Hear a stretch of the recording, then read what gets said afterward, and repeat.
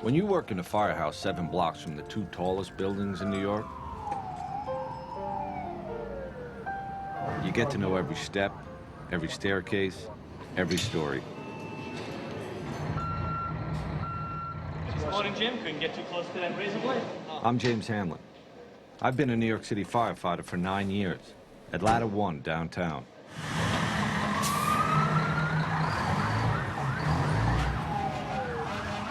Last summer, the summer before 9/11, there were days we'd go to the Trade Center 5 times in a single shift. 10-4, we're going to also send you some help. My point is, we knew those towers as well as anybody. But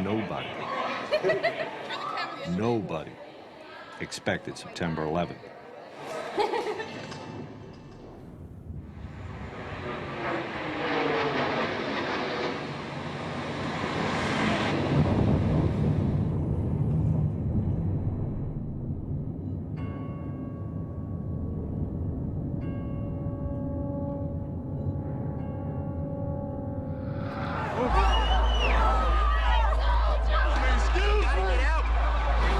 Go to the Trade Center.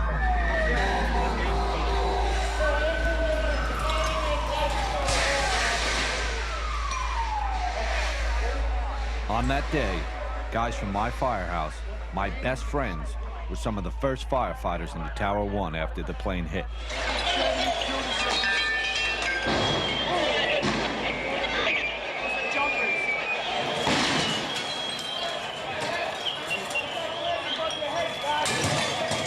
What they did that day, what everyone there did, was remarkable. Chief! And almost as remarkable, it was captured on videotape, inside the tower, beginning to end.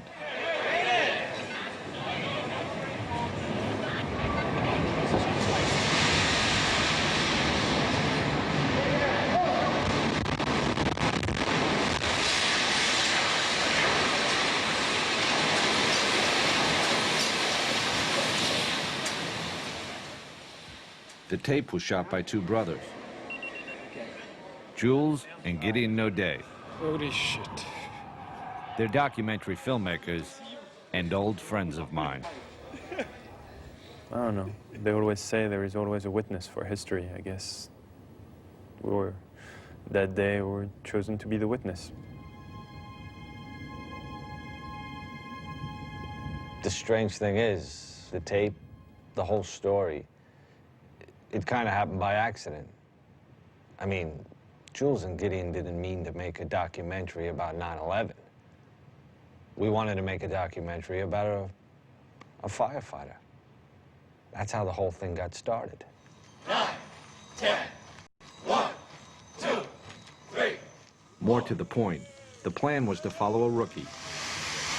On the job, we call them probies. The idea was to show how a kid, almost, become a man in 9 months. Which is their probationary period, where they have to prove themselves. Let's go, guys. Hurry up. Get in the apartment.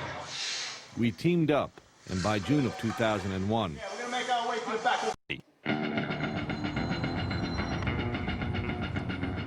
I'm terrified. This is what I want to do, but it's scary. I just hope I can do everything that I'm supposed to do, you know? Because I want to help these guys and I want to be a good fireman, but you know, I'm still worried about how I'm going to actually react when there's fire flying over my head. Here goes. What's your first name? Tony. You know you come in on Thursday, right? Thursday? Yeah, I wasn't sure of that. Thursday night. I am now, sir. Do you need to sit down? Sir, You thank want to you. stop calling me sir? I'm a little bit nervous. All right. What am I supposed to do when I come in the morning? Anything I should know? Be on time. I want to make sure I do everything I'm supposed to do. thing is, when you're a probie, what you're supposed to do We got to do the sheets. We change the sheets in the mornings. is pretty much everything. More news and traffic coming up. It's 6:22.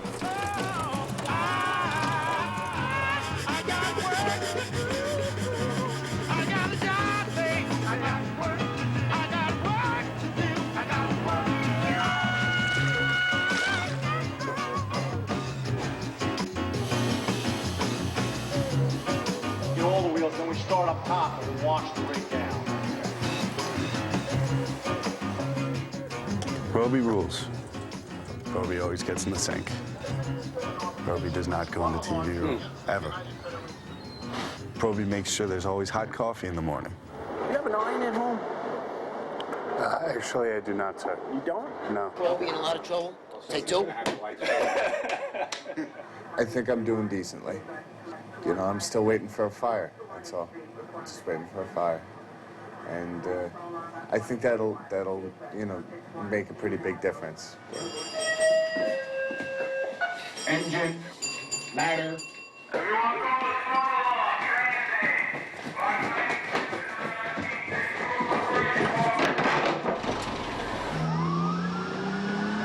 Should we grab that big long thing from the back too?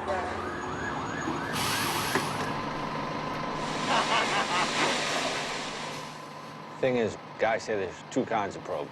You're getting closer. Black clouds and white clouds. When a black cloud comes to the firehouse, that Proby, he brings all the fires in the city with him. White cloud, just the opposite.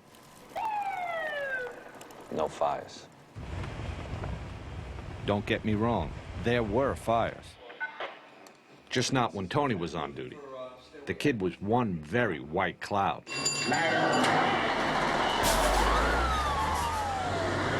what do you say?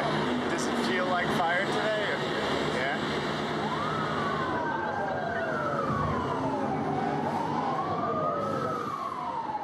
Okay, so we got a suspicious fire. Do we have any smoke condition at all? Negative. False alarm. What are you doing over there? So did you catch a job or not? No. I think it was just an elevator smoking. Tony was ready though, right? I was ready. Tony was nervous, of course, terribly nervous. And as the days would pass, Tony, waiting for his first fire, wanted to prove to the other guys, and even more to himself, that he was going to be a real great fireman. Tony! The guys were not going to make it easy on him. No one was singling Tony out. We do it to every Proby. We're gonna break your chops till you laugh about it. Right. Because that's how we do it. All We'll right. tease you to death until you start laughing. Right. No problem. You gotta love this stuff. No, I... Sooner or later, and you will. But before you can love it, you've got to learn it. Now, say you got up there now, got your helmet on, your bunker gear, and you got to get your mask on. How you going to do that without letting go? I don't know. When we hit, what's the best way to hit? on one knee. Hit.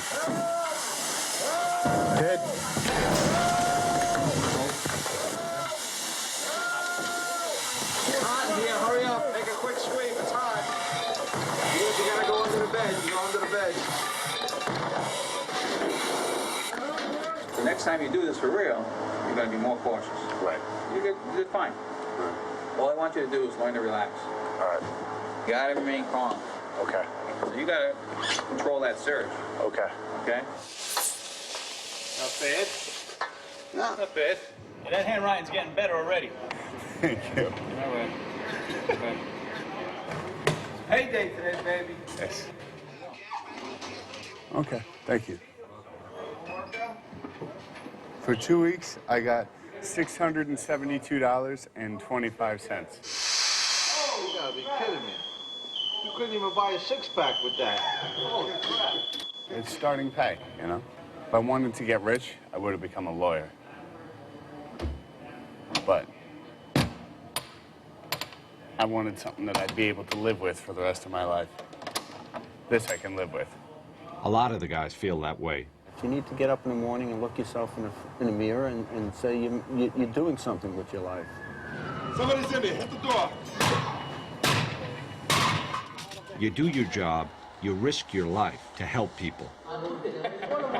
And with time, you become part of a unique, extended family.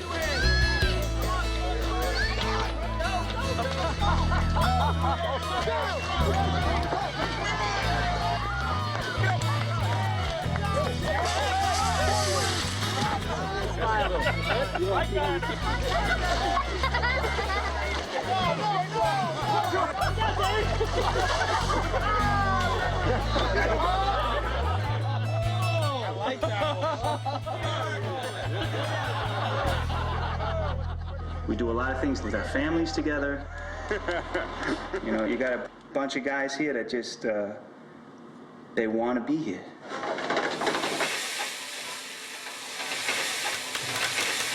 Just making some onions and mushrooms for the steaks. How you doing, Jimbo? Huh? You doing pretty good? Yeah? Here we go. Ah, this is a good song here.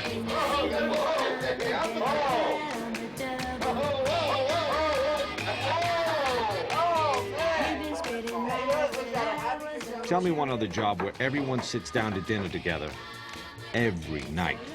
Sit down, Steve. You got to be tired now.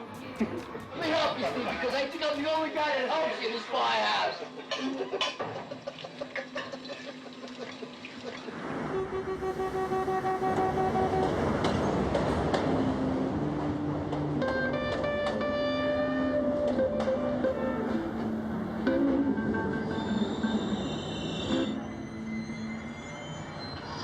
I know it was you, Fredo. You broke my heart. It's been 4 weeks, I think, 5 weeks, something like that. And I'm still no fire. It'll come. Probably when I'm asleep and not ready for it. That's when it'll come. It's 2:30 in the morning, bro. You can sleep. You can. All right. Trust me. When the alarm goes off, they'll come and get you. Engine, ladder.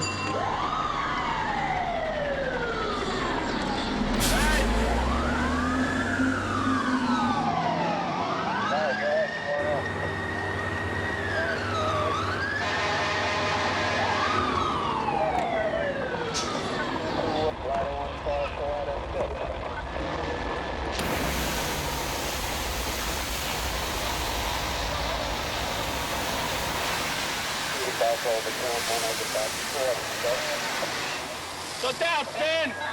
I got to spray water. You're getting closer. There you are, Tony. Look, your first fire. And it was a car fire, no less.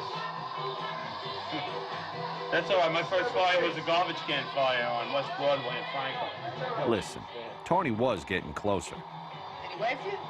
But for the record, that was some flame. It wasn't a real fire. Hey, Chief, come see his first fire. If they're all like that, it's going to be a fun 20 years. Come here, there's fire over here. Here's the fire, see? Stretch a line, put out the steaks. By the end of August, we knew that we had a great cooking show, and there were no fires.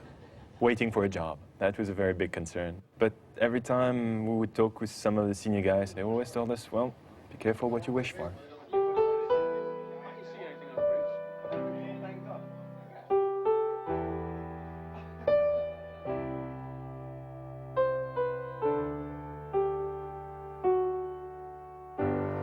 Yesterday, a 27-year-old firefighter, in Staten Island he was stationed, went to a job and he passed away. This guy left behind a 2-year-old son and a baby on the way. You know, this dude was just expecting to go home and see his girlfriend after the tour that day, you know? And, well, we'll go to the funeral on Saturday and, you know, what can you say?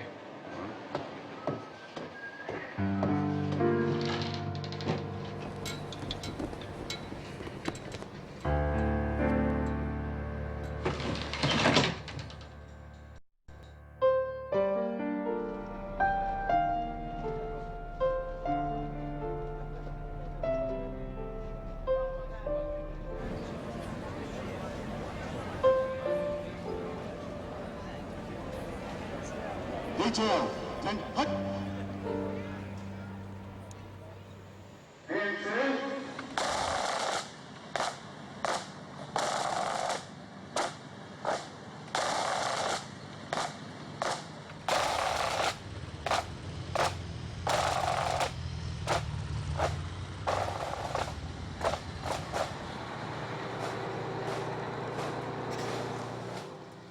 look back to last summer, and it doesn't just seem like a different time. It seems like a different world.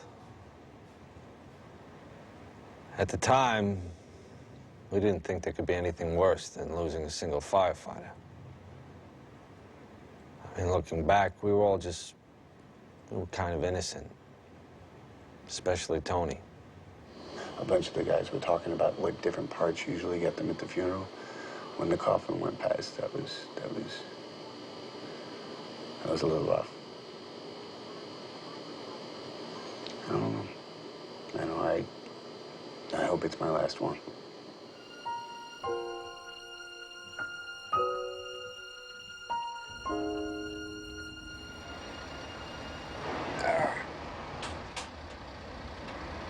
So go straight up right now.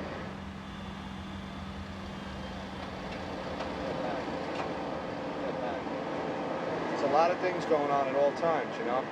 Shit's hitting the fan, the roof starts to collapse, you gotta get off. You know, you gotta really improvise. Right. You know what I mean? Right. Basically, you have to be on the top of your game. Right. You're not the OV. You're on the top of your game. This is not a joke, this job. You know? Right. There's a lot of things to think about, you know? And tunnel vision, focus, really, because that's what's going to keep you alive, and that's what's going to give you the opportunity to help anybody else. Right. Right. You ready to go down? Fire or no fire, Tony had learned a lot that summer. Get him over the roof, make sure he gets down. Sure, he had a ways to go, but we'd teach him. Far as we knew, there was plenty of time. A few days later, Jules cooked a French dinner for the guys. At least he tried to. Decided to cook leg of lamb, which I told him for a long time was one of my specialties. I think he cooked one, and we really needed at least 5. Where's Frenchie? A couple more meals like this, we'll be able to share shirts. All right, I got a small piece, so what? Not my mistake. We stayed up late, just telling jokes and busting chops. This is it. That's all that's left. This is the best part of the meat. Even though the guys were making fun of us because we didn't cook enough, we were all having a great time. We're getting accepted. Touchdown! Oh, you were just shaking it in the head. I don't know. We all joked all night long. It was really a great night. Little did we know. It was the night of September 10th.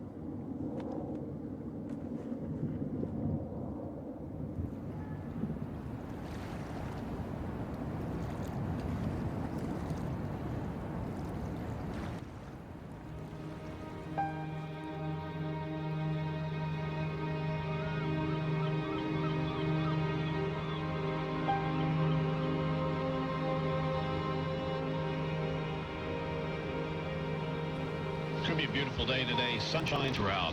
Low humidity. Really a splendid September day. The afternoon temperature about 80 degrees. Great weather for the primary election. Tonight, clear and cool, low 60 in Midtown. It's begun to sound like some sort of a cliche. But really, September 11th started out like every other day. Well, currently winds out of the northwest 6 miles per hour. Relative humidity 70%. 66 in Newark, 64 degrees in Bridgeport, 67 in Midtown, and heading for 80. 8 o'clock in the morning, Don't throw the fat away. the day guys were just coming in. I was off that day. 13 guys from my firehouse were on. Whoa! What happened? Around 8:30. Matter. I believe the run came in.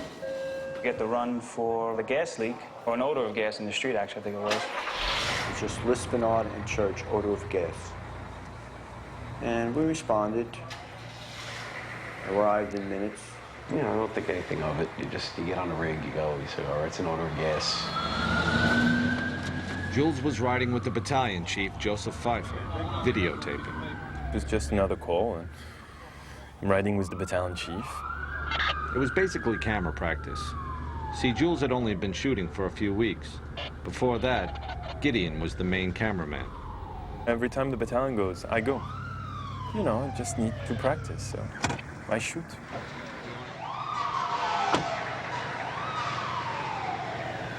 and I don't stop. You want to check the water gas pop over here? No, the gas main's right here. Right that way. We checked the area with meters, and it was kind of routine and pretty simple. It was 8:46 in the morning. And then we heard a plane come over, and in Manhattan, you don't hear planes too often, especially loud ones.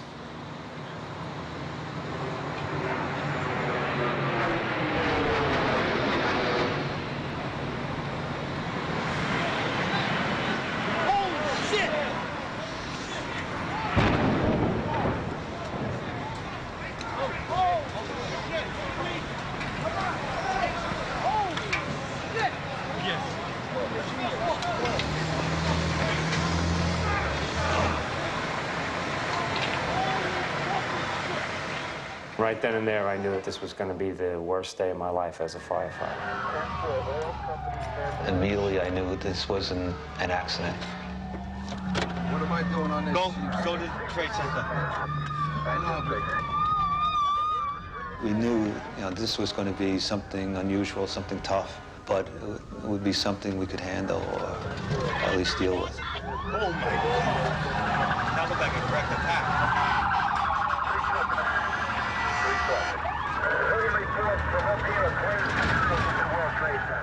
Chief Pfeiffer made the first official report. Battalion 1 to Manhattan.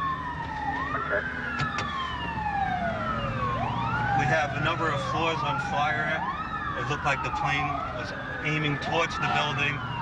Transmit a third alarm. We'll have the staging area at Vesey and West Street. It was probably a 2-minute ride, but it seemed like it was forever because there was a lot of things going through your head. Felt sorry for the people, the people inside the building. What was going to happen, nobody had any idea. We've never experienced something like this before.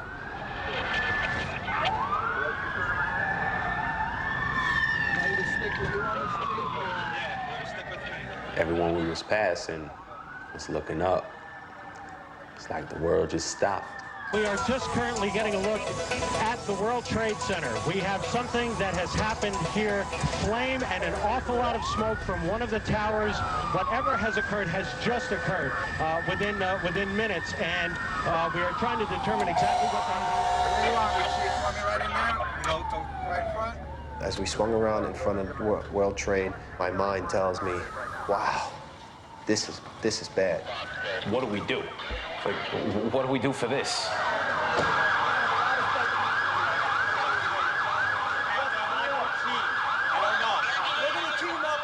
We park right under the awning of One World Trade Center.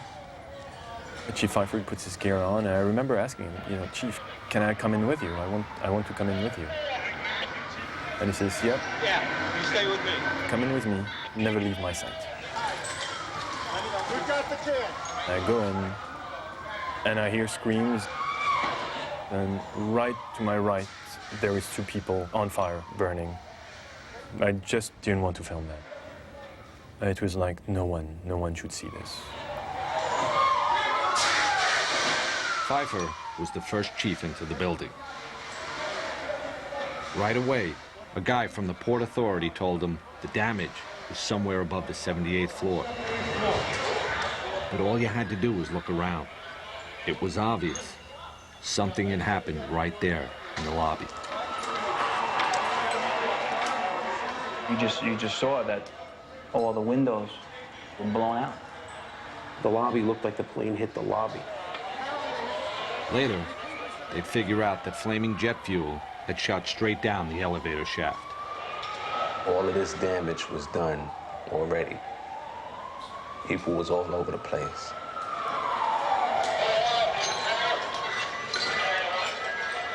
So you knew it was going to be worse when we got upstairs. Flames are shooting out.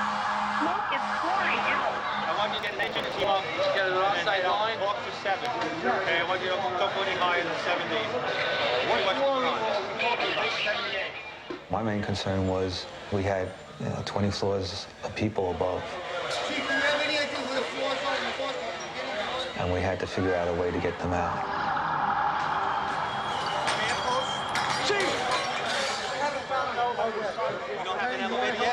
As it turned out, we had no usable elevators.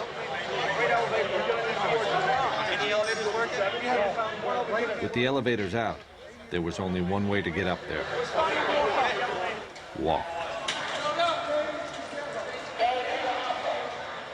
Companies come in. You see them with a concerned look on their face. And they're sent up.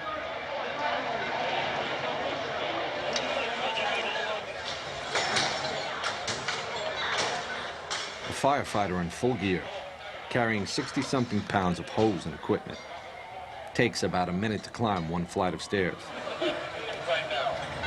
These guys were looking at 80 stories just to get there. Then they'd start working. I felt the mood that we were going to put the fire out. Everyone seemed to be confident.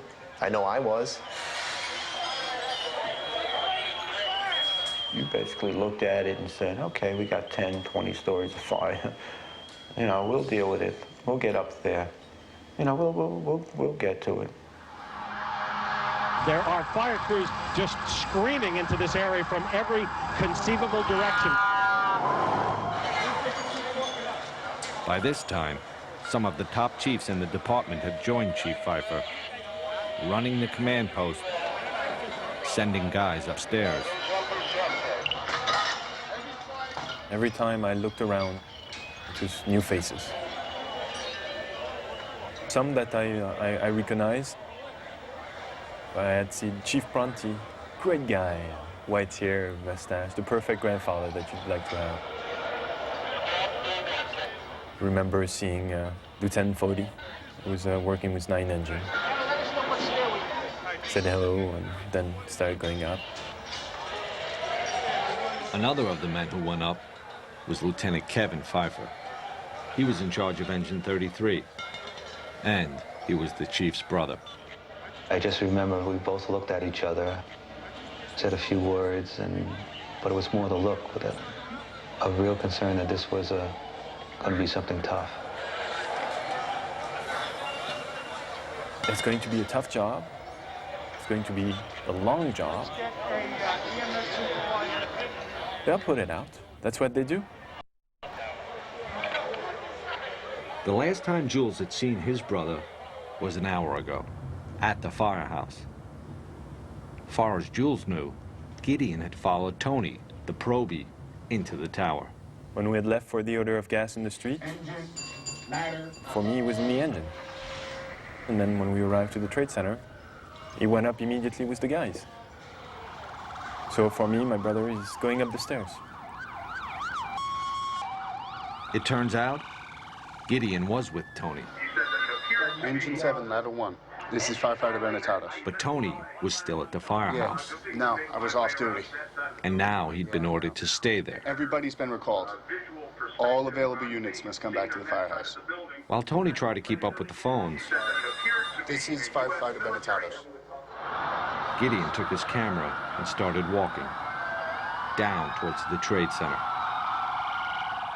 He was sure his brother was inside, and he wanted to get to him. I remember slowly walking down to the World Trade Center. What really stuck in my mind is passing by the people and filming them and filming their astonishment. And the eyes saying, this is not happening.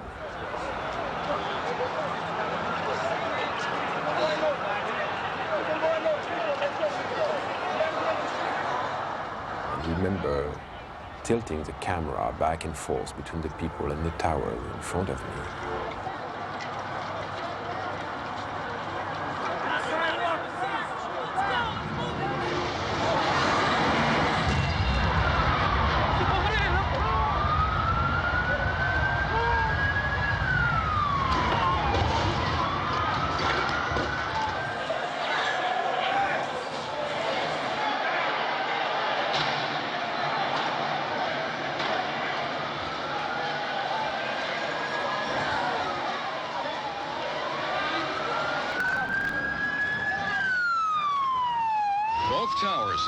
Trade Center have been hit by aircraft. Both are in flames. Both suffered explosions. There is black smoke coming from both of the towers. It's a horrific scene here. There's debris flying through the air over the East River here into Brooklyn. What appears to be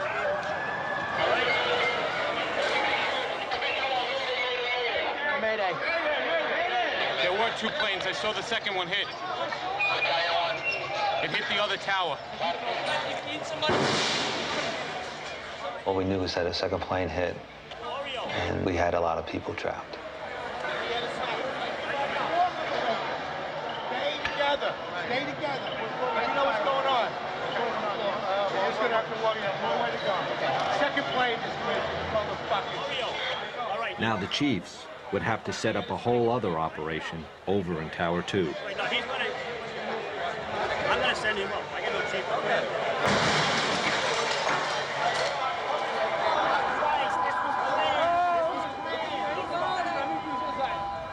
When the second plane hit, that's when you could see fear.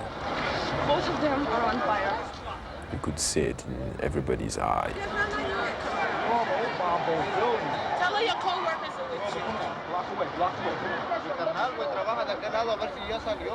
There were people from all over the world in these streets. Different colors, different languages.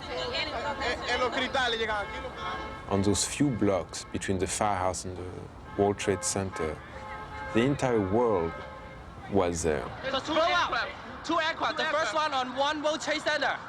The second one just happened. And they were all looking at the same thing and talking about the same thing and reacting the same way. Is it a plane or what? You saw a plane going? A plane went straight into the building, right there into the side. Plane? Yes, I think it's a plane. Yeah. That was a direct hit. A huge one. There were two planes? Yeah. There's two. One in each building. Yeah, I saw the last one. We heard boom in the whole field. What are those people going to do? On the second one? All the elevators are blocked out. Yeah. Well, the staircases must still be, right?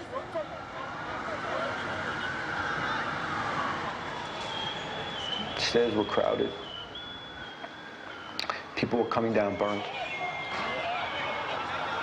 Upstairs in Tower 1, the guys from my firehouse were now 10 floors up and climbing. If we did talk, it was to the people coming down, trying to comfort them, tell them it's all right, get out, stay calm. I wound up finding a woman in the C staircase. Her arms were all burnt. She was just sitting there, basically in shock. So I picked her up under her arms, and I put her in with a group of guys, and I asked the group of guys to, take it down. I spoke with one person. I think the highest floor that I had heard was about a survivor from the 80th floor coming down. So we know that that was intact. We knew it was going to be a long haul getting up there, and you had to try to conserve as much energy as possible, if that was even possible. I'm hot. I could feel the blood in my neck pumping. I could feel my whole, my whole heart, my whole system is really working. I knew we had to get up to help people. We had to get up there. I knew we'd get there, but it was just going to take a while. You're talking about thousands of casualties and thousands of potential casualties. They was pretty much saying, God bless you, can't believe y'all going up and we're coming down. People, they pretty much said, why are y'all going up there? Get out.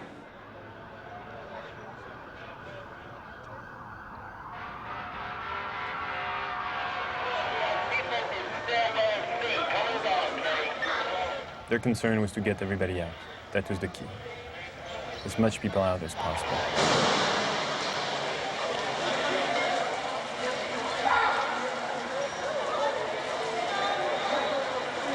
Most of the people in Tower 1 came out on the mezzanine above the lobby. Then they'd get out through another building. All right, I want to use the lobby of 7 as a 3-act. The Chiefs didn't want anyone going through the lobby doors.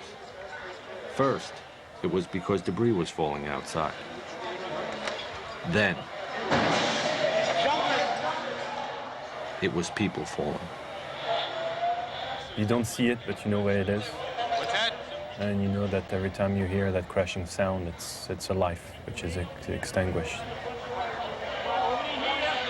It's not something you could get used to. And the sound was so loud.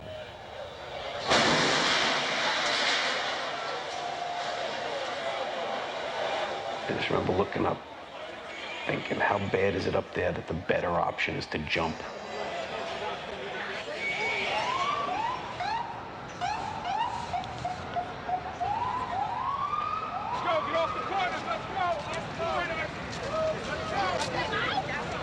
Like something out of the Tower Inferno, like a movie.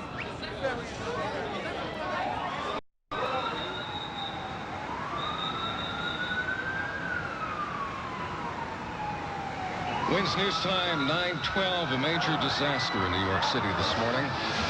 Breaking news now on 1010 Wins. Well, we now have some insight as to what's going on the air here. The FBI is now investigating reports of a plane hijacking before these crashes we're telling you about at the World Trade Center towers this morning. Rescue crews are making their way to the scene, and all of this unfolding in one of the busiest places in the world, in downtown Manhattan. Again, both towers hit by aircraft. Again, 2 planes involved in 2 crashes into either tower of the World Trade Center at about 10 to 9 and 5 after 9 this morning.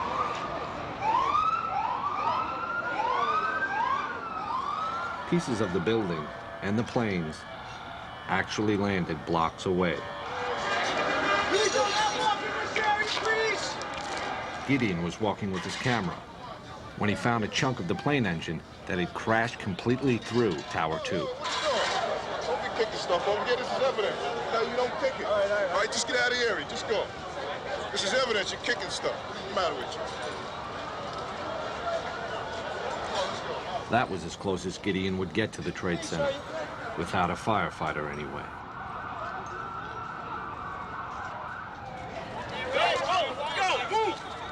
So I decided that the smartest thing to do was to slowly walk back to the firehouse and find a way to go to Jules. We're just getting word now. One of the 2 planes was hijacked after takeoff from Boston. This is 2 airplanes have crashed into the World Trade Center in an apparent terrorist attack on our country. We now have reports of a fire at the Pentagon. A fire at the Pentagon being reported this morning. I was just saying that officials are calling this an act of terrorism. They're saying that's clearly what it is, clearly not an accident. Arriving back at the firehouse, and Tony is still alone, and he has no clue of what to do. The Pentagon's on fucking fire? War. This is war. And just by listening to him, freaking out and swearing and behaving like I've never seen him behaving, Tony was expressing what we all felt. At that point, I saw the fireman in him taking over. I can't believe the fucking Pentagon. Somebody has balls. I mean, a few times he was just pulling his gear and about to rush to the door, realizing that he was the only one in charge of this empty firehouse, and going back to the house watch and looking again at those pictures on TV, and just to make sure that it was real. We have these 2 enormous explosions at the World Trade Center here Tony in New York. just wanted to go there.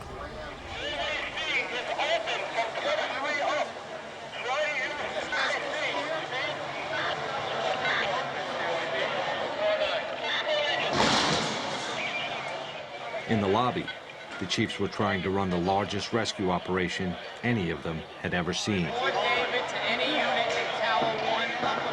with next to no information coming in from outside. You got a phone that's working?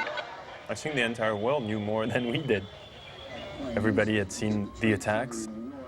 Everybody had seen the tower burning. À New York, un avion s'est encastré dans une des 2 Had seen the Pentagon.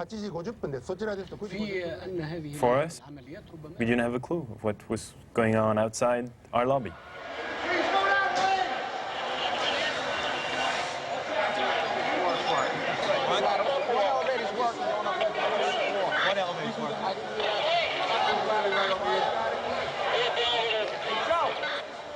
It was like a beehive, that place.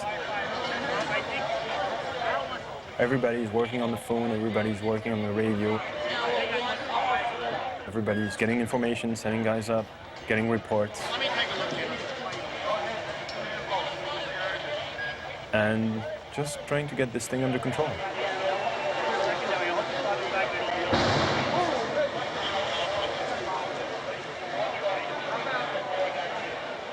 At one point, there was even a rumor a third plane was heading in. You got to remember, at that moment, anything seemed possible. Other than NYPD, Port Authority, police, and the military. And I need that done now. Another fucking plane. Strategy to get as many people out of the fucking building, let it burn up. We got a lot of people with us, so we got to get these people out. That's the priority. On top of everything else, just talking to the guys in the stairwells was tough. Fort David to Battalion 7. The tower's internal communication setup had been knocked out by the crash. That left fire department radio. Suddenly, you have hundreds and hundreds of firefighters that have radios. It seems to become more and more difficult.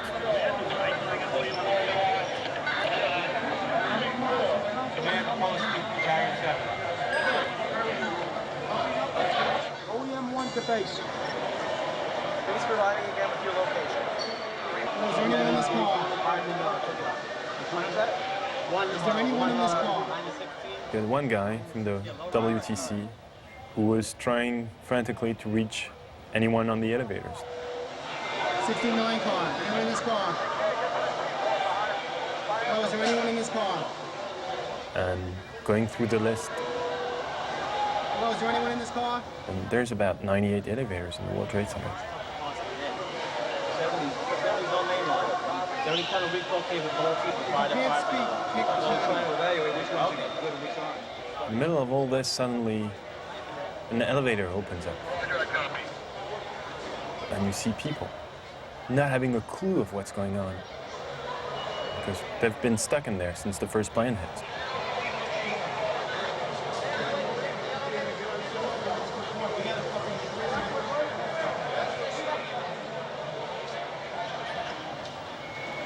I was seeing the look on the firefighters.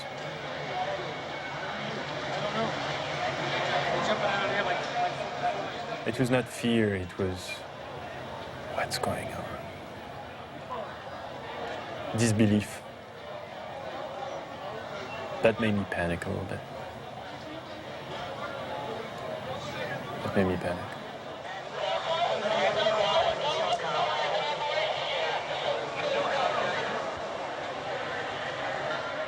It was the first time I had seen Father Judge, the chaplain, as he's called. He was in the lobby with us, and I could tell that he was praying. You know, Father Judd, he would at least make eye contact with you and kind of give you a reassuring look.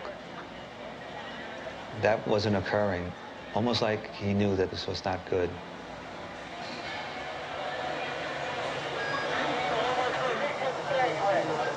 This is a dangerous way to go out.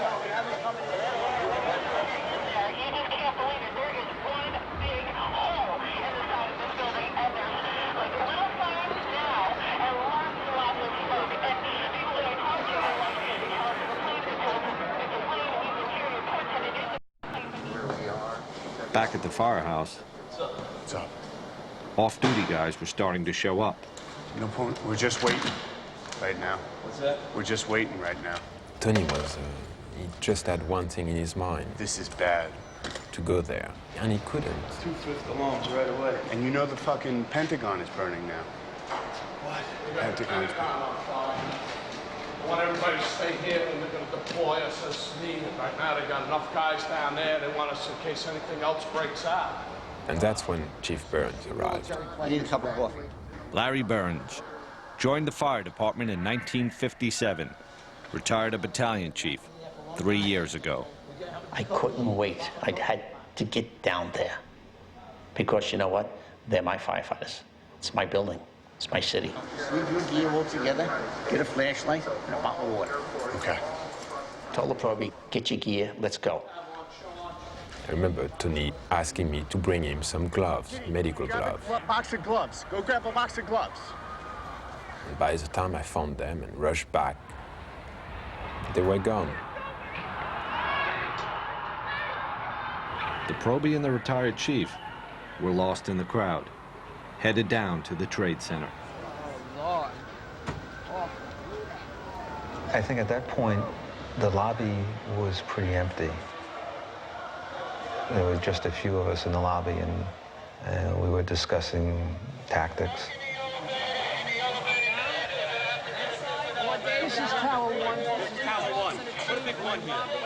Some of the outlying companies didn't know what Tower 1 was and Tower 2. So we were just trying to help them out by writing it on the desk to make it obvious to people. It was just before 10 o'clock. A little over an hour since the first plane hit. Firefighters from all over the city were inside those towers. Hundreds of them.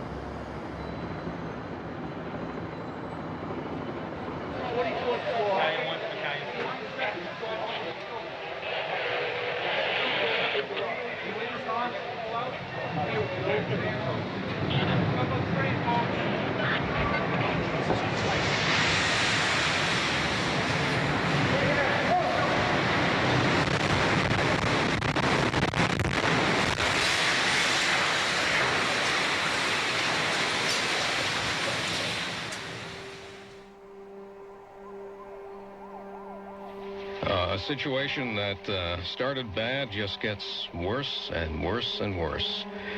The World Trade Center, South Tower, which was hit by a plane and racked by an explosion approximately an hour ago, has totally collapsed. What happened?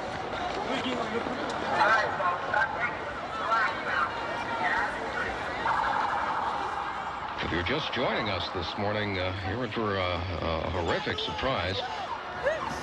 The scene here is just one right out of one of the movies you would see in Hollywood. People walking around with cell phones in tears, holding their heads, looking up at what's left of the World Trade Center and just shaking their heads in disbelief. Out on the street,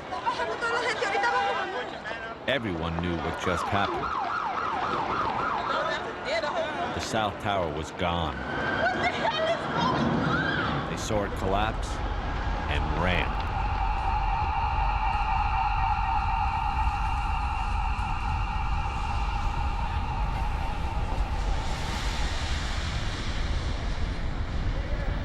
I waited. Time slowed down and everything became pitch black. Everybody all right? Yeah, I'm okay. How's the way out of here? And then realized, okay, I'm not dead. Yeah, right here. So let's turn on my floodlight on top of my camera. All right, come on down this way. Yeah, let's get out the way we came in. Okay, come on back. Everybody down. Inside the Trade Center, all Jules and Chief Pfeiffer knew, Yeah, right here. all anyone knew, was that something had gone terribly wrong. All right? No, come in. They asked me, you with the light, help us out. We gotta get everybody out. It was pointing my light wherever they needed. Where's your Chief Cowan? Right here. Where's Chief Cowan?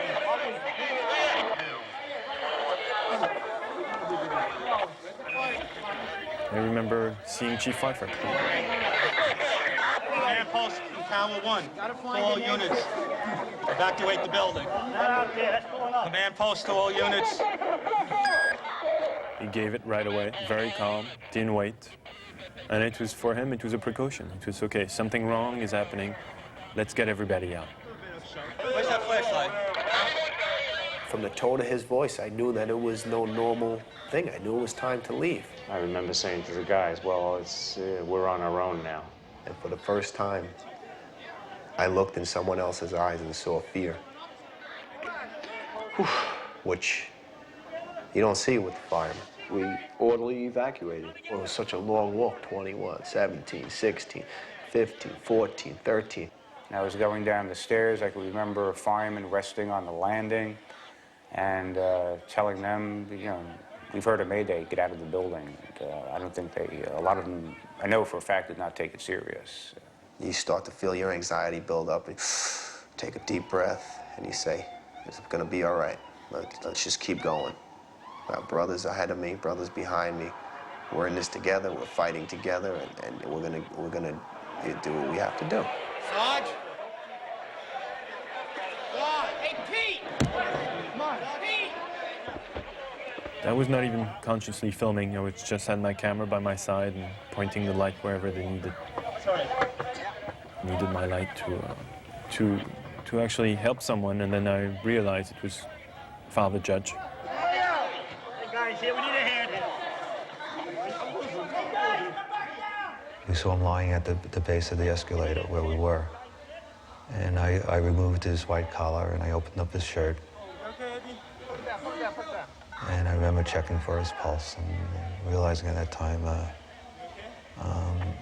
he was gone. All right, we got 4 guys. I'm here. Where's Chief Hayden? Up the escalator right here. Come on. Up it right here. Come on. Top of the escalator. Top of the escalator? Top of the escalator.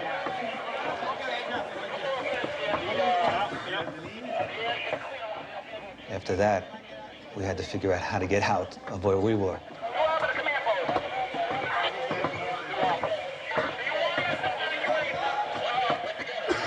Because if you go out this way, right where we are now, people are still jumping, debris still falling, and it's too dangerous. You cannot go out this way.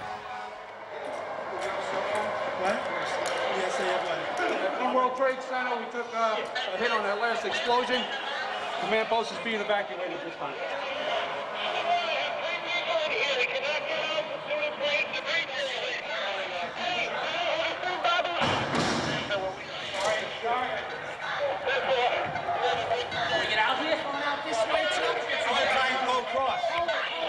Chief Pfeiffer tells the people carrying Father Judge, okay, stay here.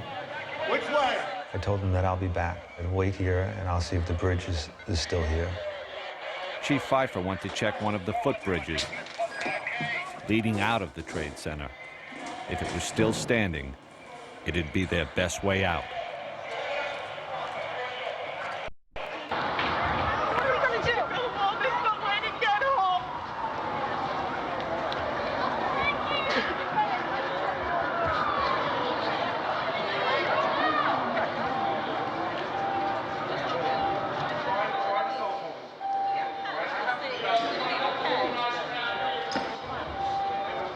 Did you hear what happened with the other tower? See the tower collapse? The top or the whole thing? It looked like the whole thing, and now what they said was the FBI just came here and they said that that a third plane is what did it. Another plane hit it. We'll head down together.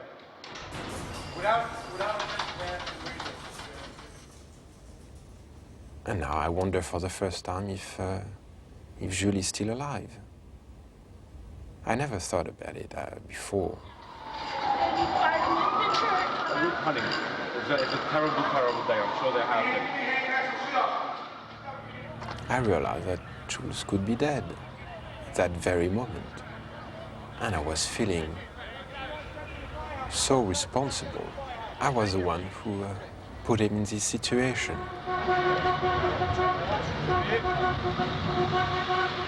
I had to find Jules. Gideon hitched a ride with 3 off-duty firemen, determined to get to the Trade Center the only way they could, in a pickup truck.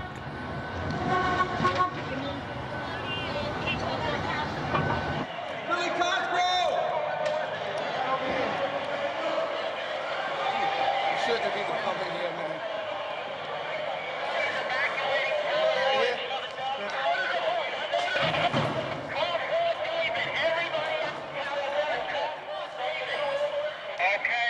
Battalion 1 to Division 1.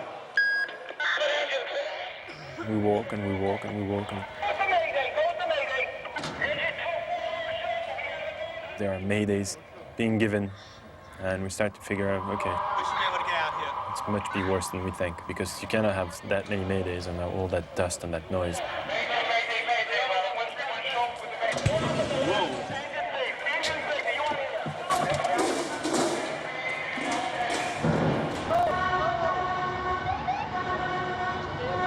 That's when I felt the danger for the first time. It was all around you. I mean, every single cell of your body was telling you, you should not be here. The scenery was radically different. I mean, it was this white powder everywhere. Just a few people here and there. Take yourself his mask. Get masked, we get an extra cylinder, and I'm gonna go in. And this kind of silence.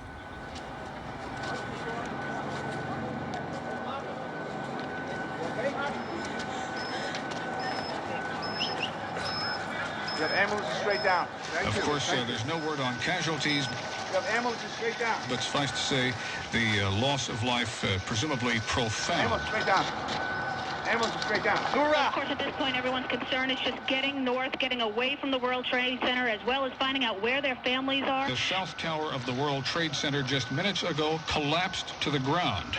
Only one tower is standing at this point. I have a direct line of sight to what is left of the World Trade Center. The fire continues to burn. I can see the flames through the thick smoke.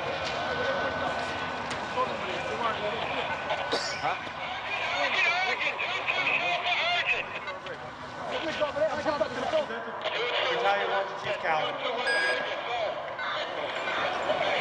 Follow the chief. By this time, Chief Pfeiffer had found a safe exit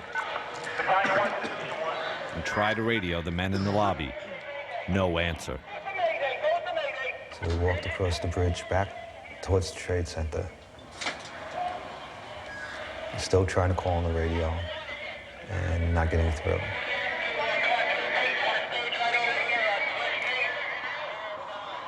The guys that we had left there, they're not there anymore. They had already gone out another way, carrying the body of Father Michael Judge down the street to St. Peter's Church.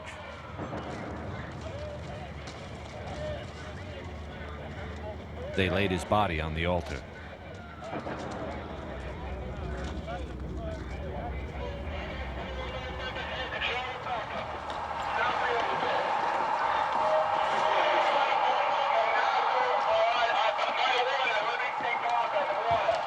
The chief, his aide Eddie Fahey, and Jules walked outside, underneath the footbridge they just crossed, and into a scene that none of them could even comprehend.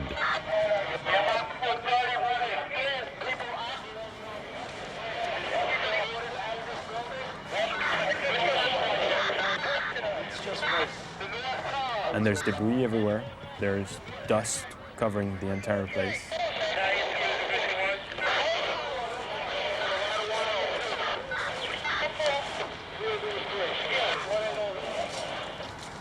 And we look, and the tower's here. So we say, okay, probably to something else. The tower is nice. It's standing.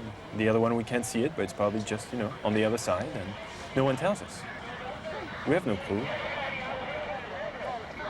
Where the Trade Center was just covered with smoke. And that's not unusual for a fire, to have a building disappear behind the smoke.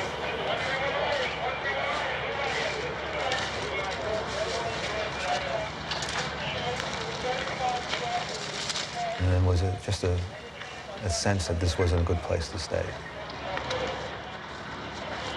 So we walk north.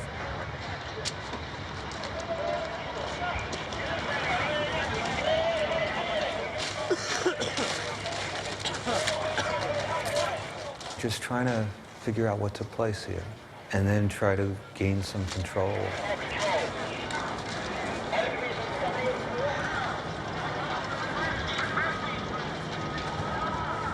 So we started to rebuild some sort of structure.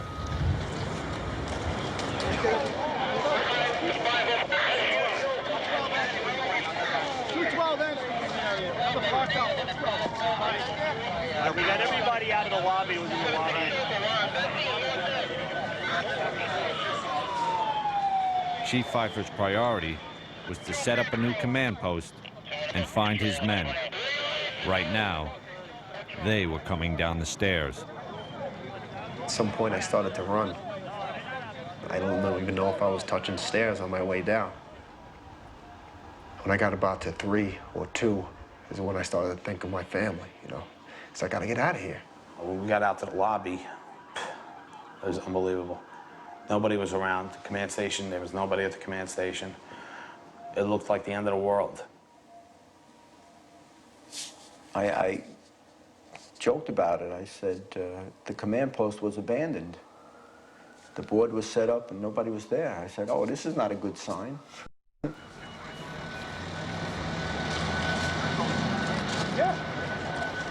I knew there was nothing I could really do. I mean, I was not a fireman.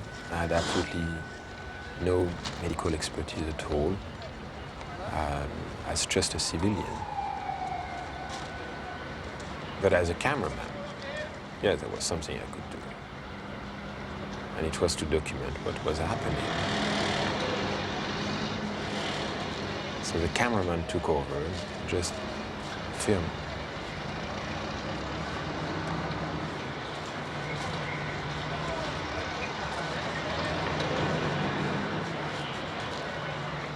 Gideon had made his way as close to the tower as he could.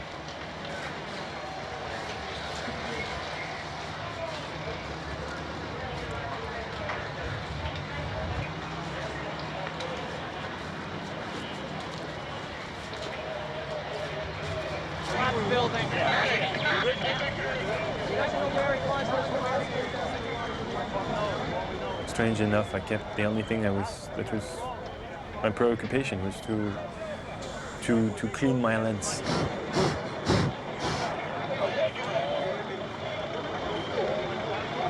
I don't know if it was a way for me to try to focus on something so I can stay away from the horror of the reality, but that was just my obsession, was my lens needs to be cleaned. Jules was with Chief Pfeiffer, who was plotting his next move. The firefighters from my house had reached the lobby and scattered. You know, kind of walking at this point. We knew we were out of the building, felt we were safe. Unfortunately, there were people jumping out of windows. You could see them hitting the ground all around you, debris hitting the ground. I thought we was going to get out the building, the chiefs will meet up, then we come up with a plan, and then we go back in. That's what I thought it would be something like.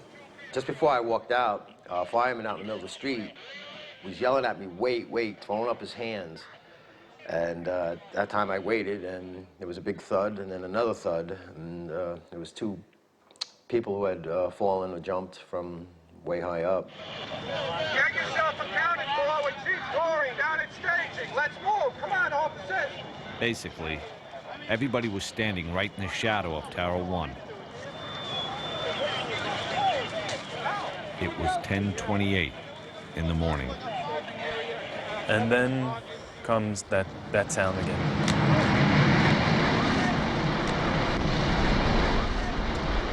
And I don't even have time to think at that point. I just run.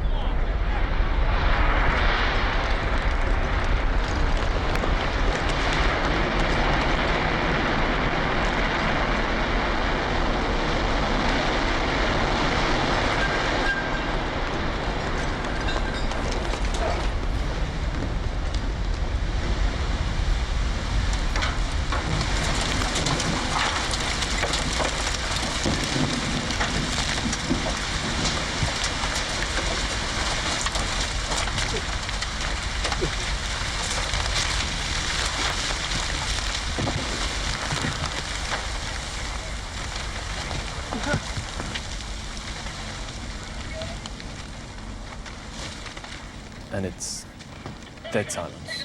Just nothing. No radio calls, no sound, nothing.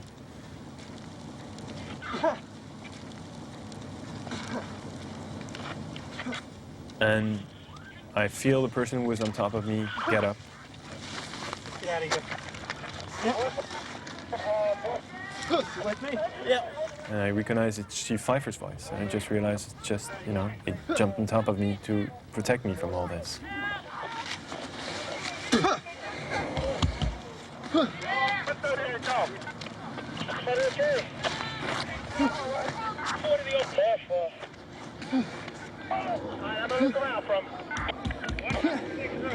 Chief Pfeiffer said, okay, let's go now. And we get up. The dust starts to clear because the wind was blowing in the opposite direction.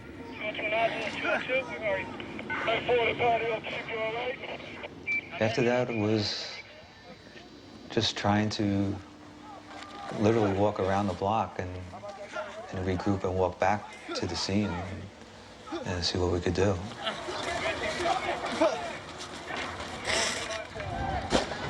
Less than a block away, Gideon was still in darkness. The pounding stopped, and you realize now that you just can't breathe anymore. We need help! Let's go before the car blow up! This way! Let's go before the car blow up! At that point, I realized that I was going to die. Let's go! We're over here behind the issue truck! This way! Keep shouting! Right here! Come to the truck! Come on, we gotta get out of here. Let's go! You gotta fucking move, man. This way! And the only thing I could think about, it was Jules. And I remember telling myself that if I would survive that, I would be a better brother. Yeah, let's go, you can make it. Help him, help him! Quickly, it's right here. He weighs 400 pounds, dude. You get over here. Hey, we're not going to leave here. He's not standing. You need to come over here and fucking help. The last person Gideon had filmed was now lying in the middle of the street. Grab his leg. Buddy, where's he up? This guy must have been standing outside in the street when everything collapsed. And he survived it. And with the help of an FBI agent, he walked him to safety. And we can't see a thing. You have to walk, sir. You have to walk. You're almost there. Almost there. Come on. Yeah. And he would pass out every second. So it was very difficult to carry him. Thank you, Lord. Now. Moses! Shit. Do you have some water? Something to drink? Thanks. Open your mouth, because I need the water too. Open it up. Thanks. I had been in this street 3 times in the last hour. The first time, it was full of people. The second time, everybody was running away from it. And the third time, getting out of the last collapse, there was just nobody. And everything was white. Everything was covered by the dust.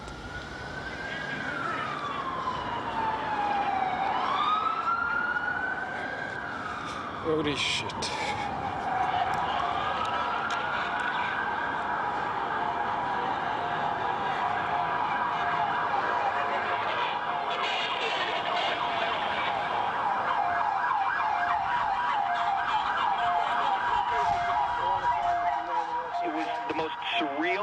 I have ever seen. I cannot describe what took place. It is a scene just not to be believed. The smoke's still billowing. What we do have is a lockdown. You can't get in, you can't get out, you can't go up, you can't go down. I see that I'm still in the middle of the street, and I see there is a little deli. It seems to be open in the corner. Yeah, we're getting on too now. Oh, okay. Come on in, guys.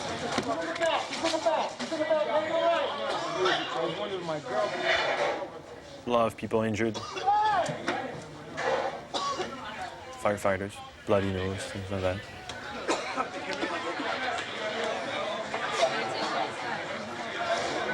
And then it hits me, but now where's my brother?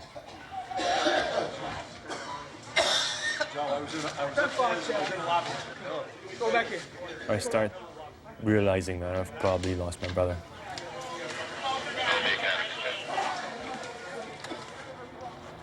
So I try to go back to the World Trade Center. I need to go find my brother. Where are the guys? I have no idea. I was with Chief Pfeiffer. And I'm in the middle of the street walking, and a cop approached me and says, you know, who are you with? I'm with the chief of Battalion 1. Oh, you're Battalion 1? Yeah. You got ID? Don't have ID. I have my letter of, from the commissioner. Take your letter and your camera and get out of here. All right? Go.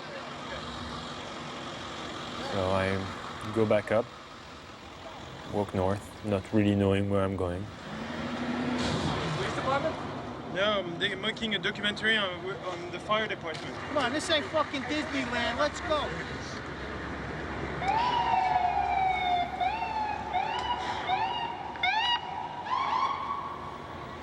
And after a while, I said, you know, there's nothing I can do here. I need to go back to the firehouse. Maybe they'll have some news. And maybe he's already back there. But at that point, I think he's dead. And it becomes too overwhelming.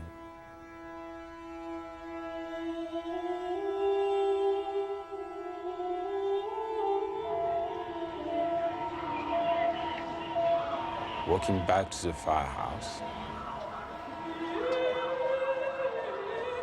and not trying to think for 1 second about troops. That was too much.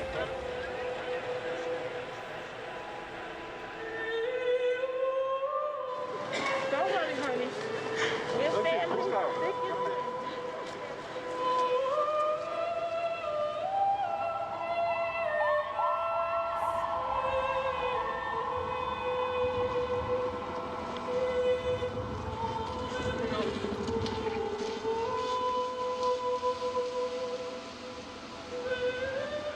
Everyone's asking me, what happened, what happened? I said, I don't know. I said, hell. Hell is what happened.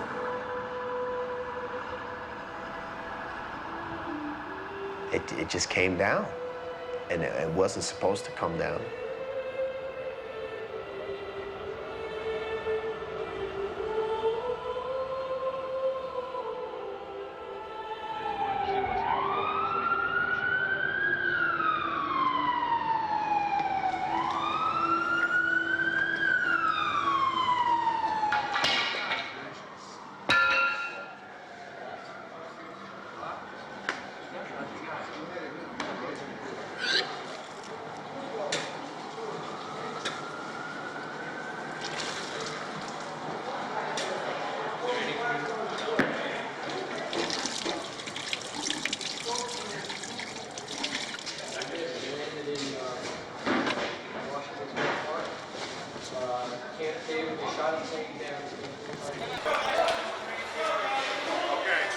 Very emotional. A lot of guys are crying. I'm crying.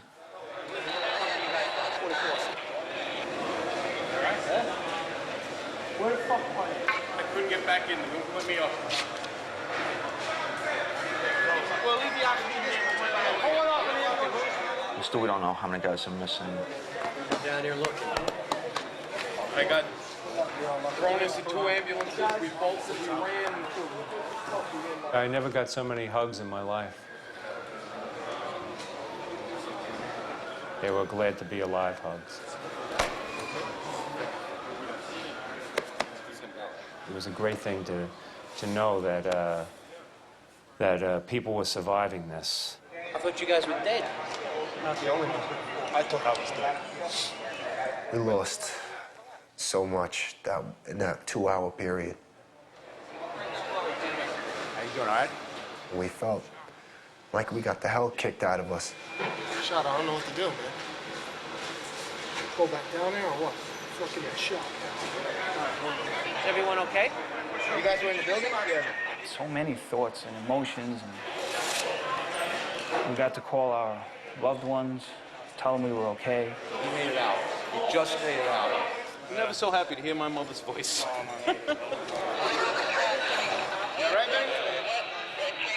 Little to little, the guys started to come back, one by one. Again, the cameraman would just film. And it was just like, you heard the ground rumble, and it was just fucking debris was just chasing you. We were running, hauling ass.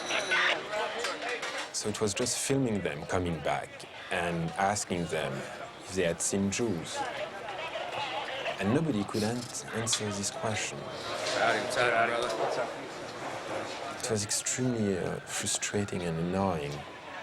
One guy from the firehouse came to me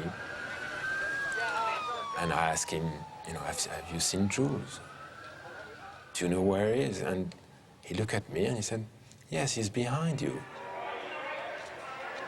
And I turned over and Jules was there in the firehouse. I didn't even see him coming in. And it was like meeting for the first time.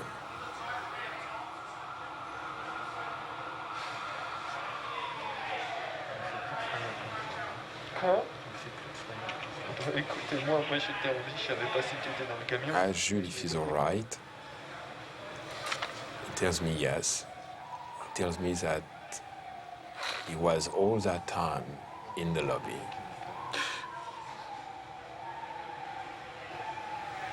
I never thought I was so happy to meet my brother, that's for sure.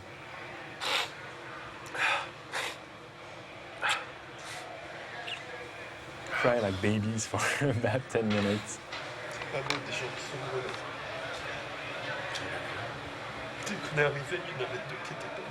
I tell him, I know now what it's like to think you're going to die.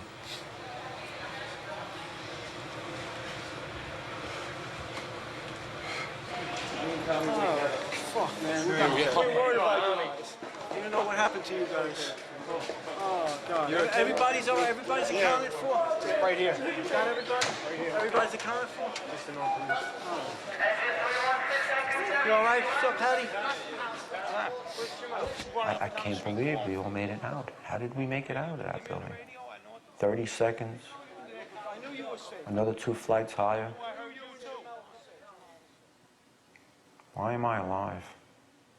So many others are dead.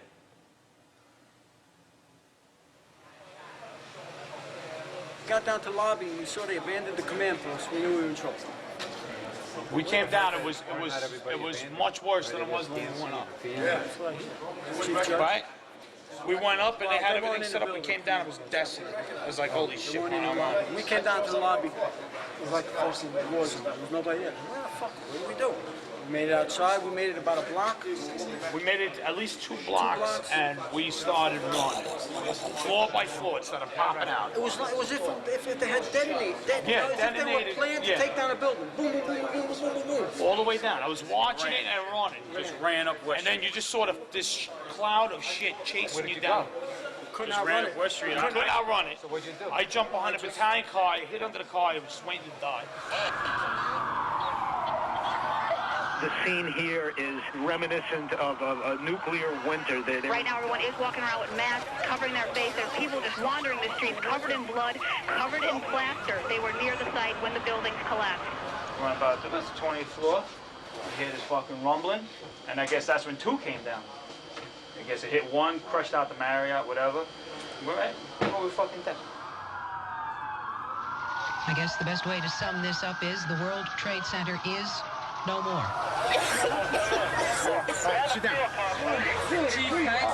The loss of life, one can only imagine, is just enormous. It must be incomprehensible at this point.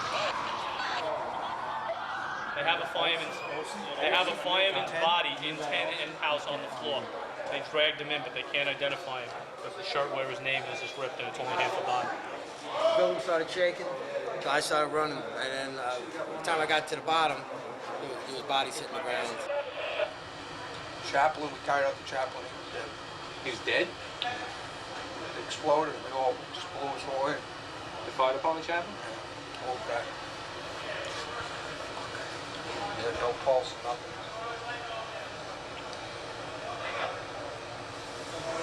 The way we lucked out, we were in one. Two fell first, and then they told us to get out. Two fell first? Two fell first. I can't figure this out. When you guys It fell while we were in the building. Yeah. That's why we were lucky. When you guys came out of the building, two was already gone. Yeah, two was gone when we came out of one. Watch it on the news. Two fell. One didn't fall first. That's why they were getting us out. The United States will hunt down and punish those responsible for these cowardly acts. I'm going to want a list of the New York City firefighters and officers that are willing to go back to work again.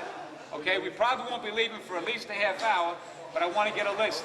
And then Yeah, I don't know why myself and the other guys were picked to survive this. You're gonna need masks down there. In a way, I feel that there must be a reason. And then we'll leave as soon as we get the order from division. What am I supposed to do to earn this? It's not easy being a survivor.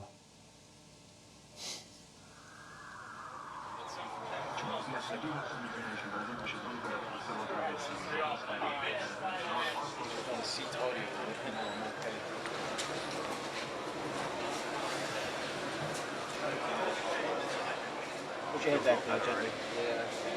Okay? Yeah. Keep link when you get in Oh, that day changed everything. I think I got fibers in there. You got fibers in there. When I came back that day to the firehouse, one firefighter came to me and he said, you know, yesterday you had one brother. Today you have 50. Good to see you.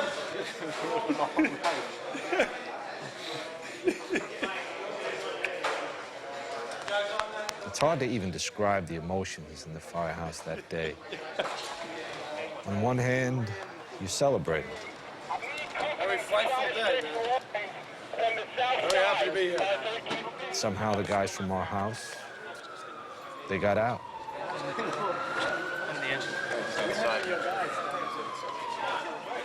Everybody come back one by one at the firehouse, except one. Did you see Tony over there, Benetatos? Tony.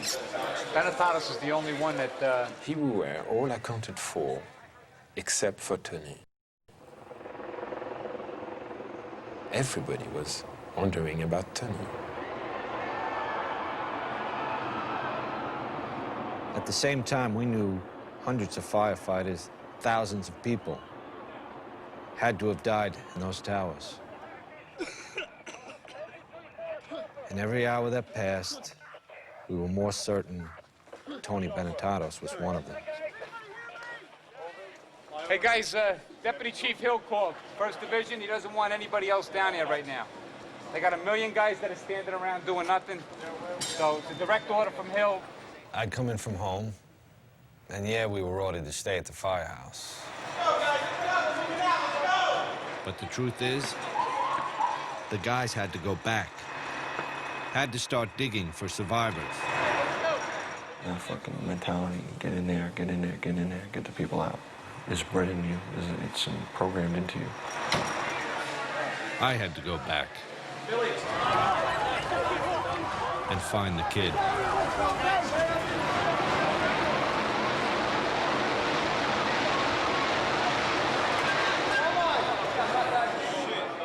It's gone, man. Center came down. I got down there just as 7 World Trade finally collapsed. Hey, Rick, they've been going live with you. No sign of Tony anywhere. It had to be almost 6 o'clock. 9 hours after everything started. That Tony just walked in. I walked in like a daze. They were all like, hey, it's Benetatos, you're all right. What's wrong with your hand? Anything? No. No? Yeah. You all right? Yeah. Chill out. How you doing? You okay? Yeah, I'm all right. What happened on your end? I was in the building. Were you? Is everyone from the house? Everyone? Everybody is accounted for. Sit down over there, grab some benches. You want something to drink? Want something to eat? How you doing, Tony? Some fruit, nice vitamin C there for you. All right? So everyone's accounted for? Everyone here. Everyone who was out at the box? He was the last one. You motherfuckers, man. I was so sure you dudes were dead. I'm fucking digging through shit. And you fuckers are chilling here eating oranges? And I'm roaming around looking for you. The last one that went out there came back, and we were all okay. I left here right after the first collapse. Turns out, Tony had been with Larry Burns the whole time, the probie and the retired chief. They were right there when Tower 1 came down.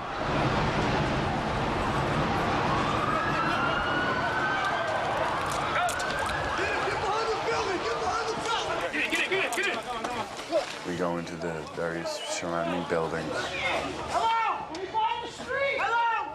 Come to the light! Trying to calm people down, Stay where you are. Stay here until you hear different. directing people to go to the Brooklyn Bridge to get off the island. Everybody please evacuate the area immediately. There's people crying, people injured. The one that sticks out in my mind is there's a guy, his arm had looked like severed here, and he was holding his right arm and his left as he was running. And he was screaming as I was hiking, I need a medic, I got a bad bleed. You know, and that kind of shocked me. We kept going. I checked all the rigs. There were rigs crushed, paramedic trucks covered with rubble, flipped. Fires burning everywhere, huge fires. That whole day, I just searched through rubble, lifting things up, checking underneath. It was hard for him. It was very hard for him. He's only been a firefighter for, a couple of months. But he proved himself that day to all the guys, yeah.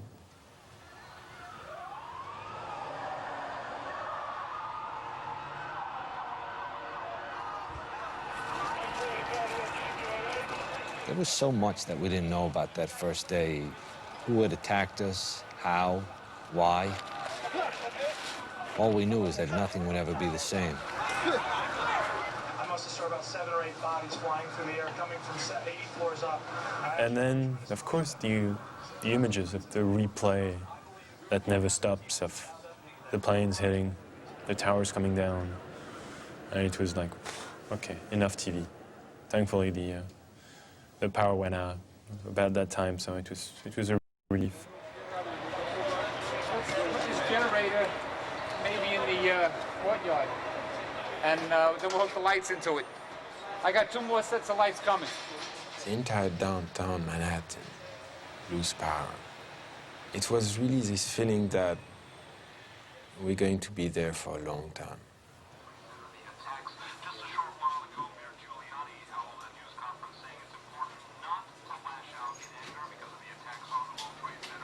At the firehouse that night, we just tried to take it all in. It's weird, like, look at the date. 9/11. That's the date. But that's just it, the whole Yeah. thing. They know we're all ready for New Yeah. Year's Eve.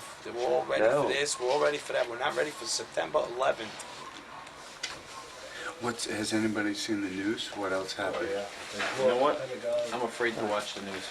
But both towers are completely level. Both towers, 3 buildings are I think they disconnected completely one fucking floor. gone. 4, 5, 6, 7 is gone. They're all gone.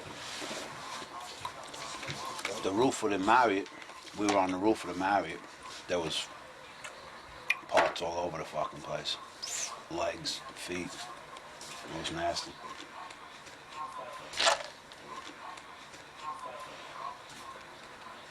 You all right? Yeah, I'm all right.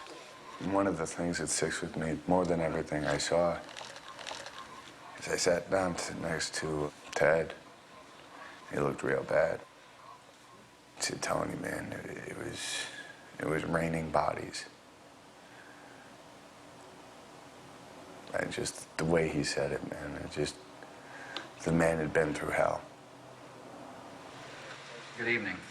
Today, our fellow citizens, our way of life, our very freedom came under attack in a series of deliberate and deadly terrorist acts. It's a very depressed, dismal, miserable mood. Hundreds of your firemen, thousands of civilians are gone. As quickly as you blow out a match, they're gone. Flip a switch, they're gone. That's it. These buildings came down. Gone.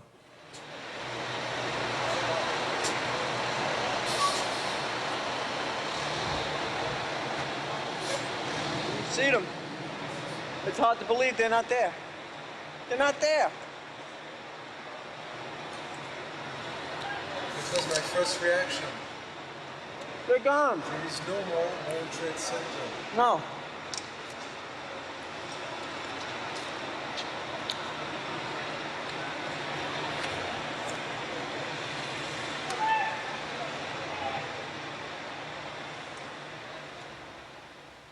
It did happen, right?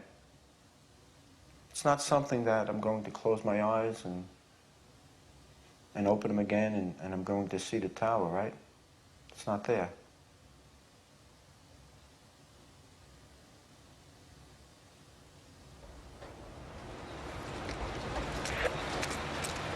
You know, and the only thing you have really, and the only thing that really kept it all together was us as a group, as a body, as a firehouse. Around midnight, we sent Tony up to lower the flag to half-mast. Again.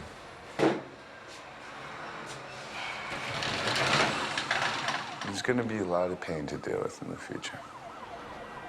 I have a pretty good friend who was in my academy class in my squad, who's among the missing. A lot of guys, we all lost friends and family. I don't want to ever have to put that thing at half-mast again for the rest of my career. That's it.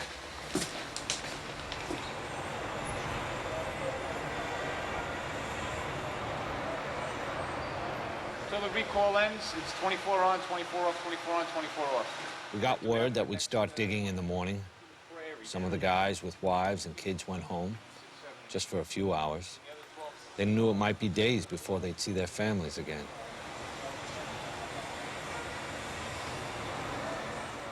My son was sleeping. I picked him up, and I put him in my bed, and I wanted him to be with me. And normally, I would take him out of my bed and put him in his own bed, but this night was the opposite. He didn't mind that. He actually had a big smile on his face, and it was wonderful to see that smile again.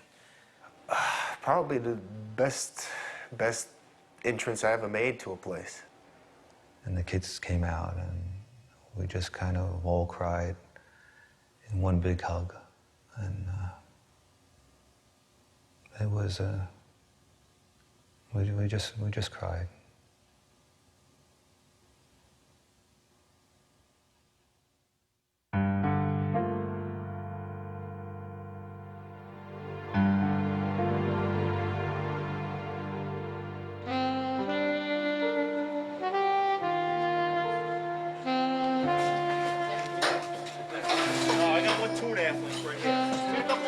What's up, old line? Okay, climb up there. Keep the 3.5 in the middle so we Came back to the firehouse the next day. I couldn't wait to get back, actually, because I wanted to get down there. I figured, well, we're gonna have plenty of people that are gonna be trapped, for sure. We're gonna get them out. We always do.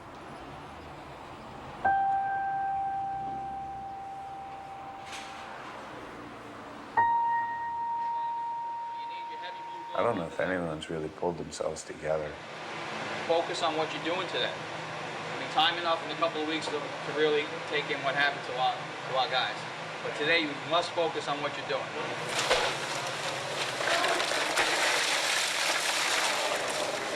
Go in teams of two. One guy falls through a hole, you're gonna have a guy there that knows you fell in that hole. Take a ride. We're all alive. That's more than we could have possibly hoped for. So our job now is to go and do whatever needs to be done. And do it as much and as hard as we can for as long as they'll let us. Some of the guys took a city bus down to what the media was already calling Ground Zero. You guys got extra surgical gloves? You guys didn't put them in your pockets. Some firemen called it the pile. For us, it was still the Trade Center, even if it was gone. Hey guys, if you hear 3 horns, that means something might be coming down. So keep your eyes open when you're walking around down there.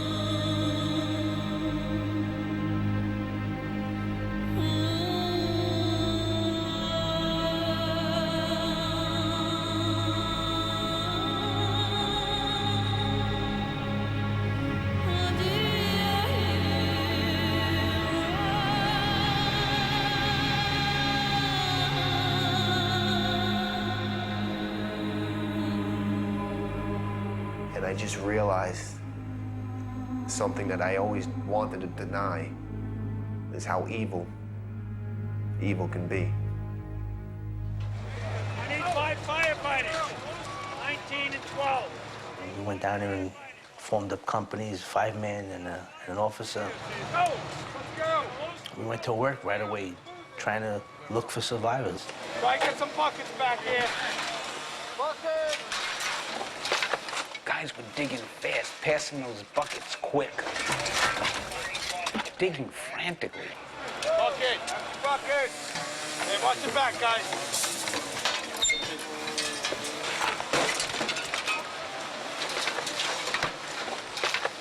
We'd be digging, and all of a sudden everybody would say, quiet.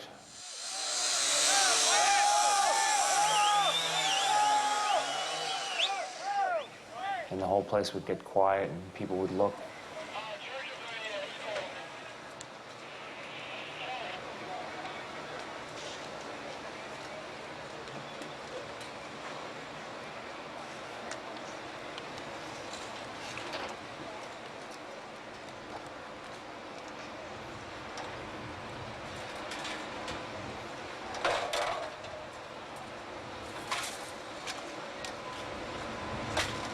Hello?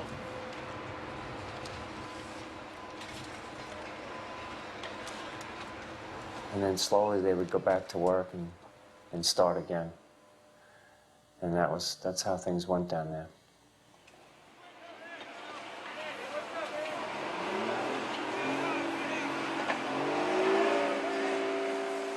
I remember the first time I went there, it was like, you know, gateway to hell.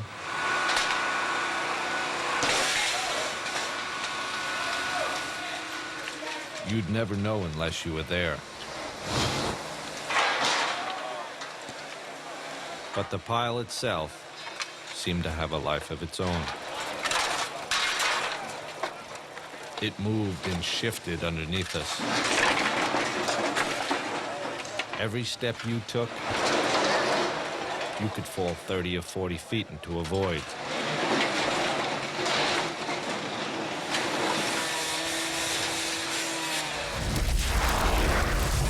It spewed fire when we dug into it and had buried thousands of people beyond our reach. All we saw was steel, and I didn't know how we were going to get below that. Like, how are we going to find anybody in this? You know, and you get up on this pile and you're digging with a shovel or you're digging with a pickaxe or something like that. Your attempts seem futile. And, you know, it's like a drop in the bucket.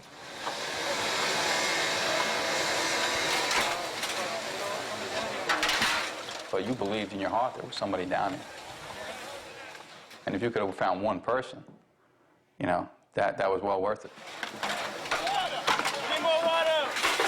Whatever risk you were putting yourself at, just to find anybody, that's what drives the guys. Why get some buckets back here? We'd clear what we could by hand. And the iron workers would come in, cut the steel beams, and lift them out. Then we'd just start digging again.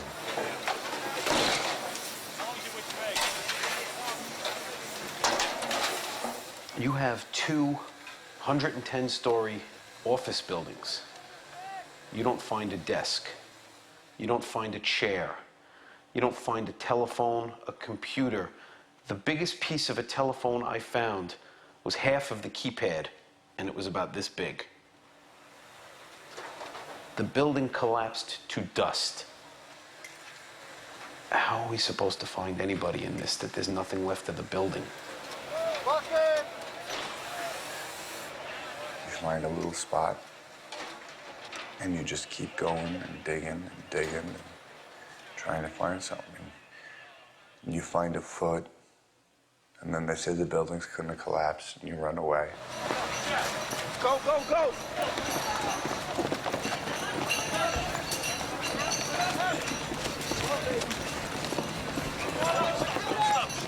Okay. And then we would go back and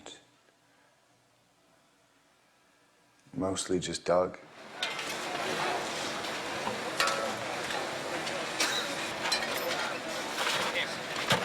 We found a body. It was a girl. She was dead. She was definitely dead. All her clothes had been burned off her. She looked to be pregnant. Some people thought maybe she was just bloated, but I don't think so. She was encased in rubble. And we had her about halfway uncovered. We had getting the body bag ready, and then they told us to run. And we ran. So I never got to see if they got her out. It would have felt good saying, all right, at least I got one person out. One family will be able to have a decent funeral.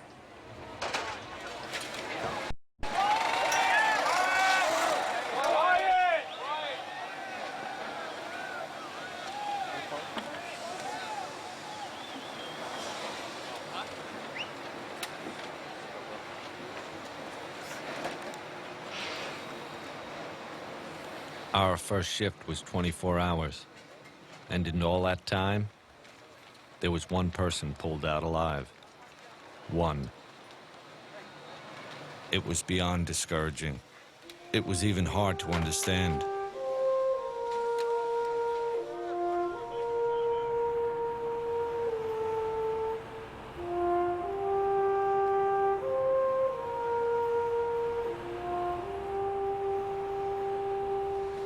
It was weird in a way. Walking back to the firehouse, people were cheering us. we sure didn't feel like heroes. Every day, total strangers were showing up with supplies. Somebody said that you could still use towels, so Okay. that's the end of the towels. Thank you very much. Thank you very much. They open up the doors, and lo and behold, deliveries were coming by the ton. Kitchen. Or just go right around the corner, just dump them on the floor. You can't eat all the cookies they're giving you. No. I know it's early in the operation here, but I just wanted to thank everyone for all the hard work that they've been doing. How we're here, only God knows. But again, guys, thank you so much. You have no idea how much love I have. Check the lockers, bro. Check the lockers, all the lockers, take whatever. It's something special, you know, when guys are relentless. And just going back and forth. Guys with nails in their hand, taping it up. Gashes, blood everywhere, just taping it up and saying, let's go back, let's see what we can do to make this situation a little better.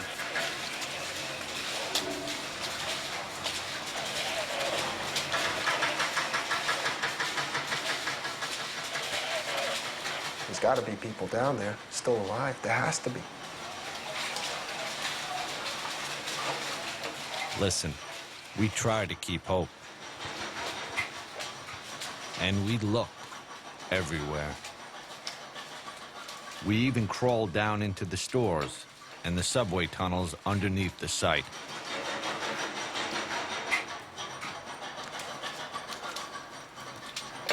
But as days turned into weeks, you began to accept. There just wasn't anybody to find. But we never stopped looking. Hey, Chief. Yes, sir. We got another body over here. Firemen deal with ugly things every day. It's part of the job. But this was worse. You got that body back? Day after day, it pushed guys to their limit, maybe past it.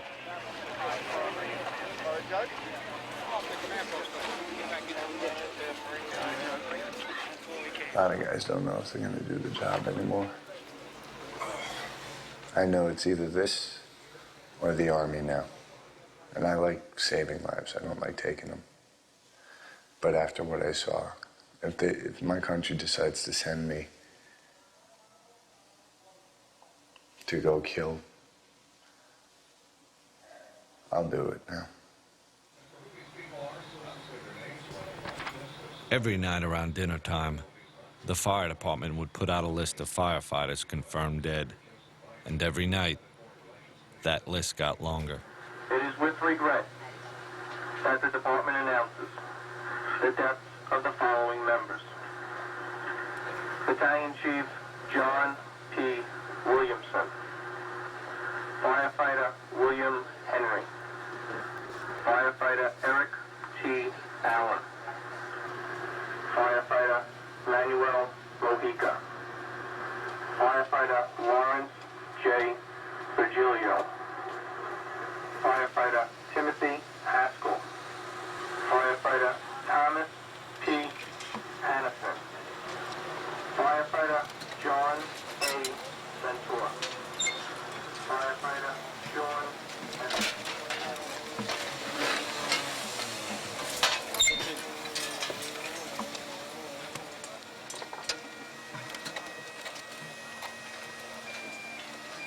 We lost so many people that everybody has lost dear friends, and not just one or two, but dozens.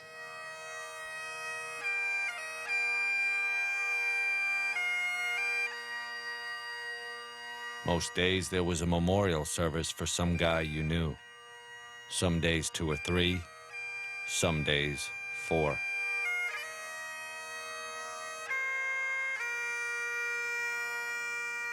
One of those services was for Kevin Pfeiffer, the chief's brother.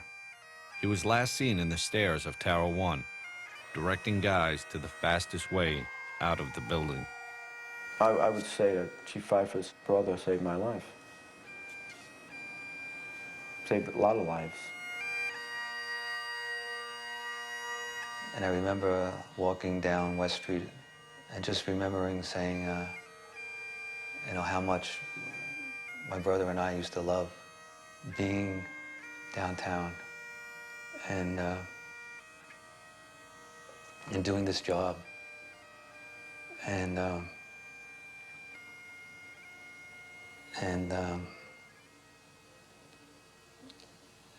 how now I didn't love it anymore.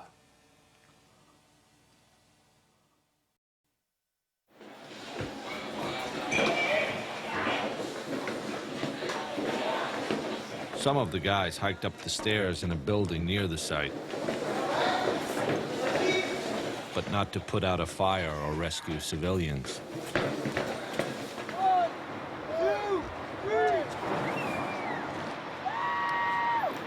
They made the climb to lift our spirits.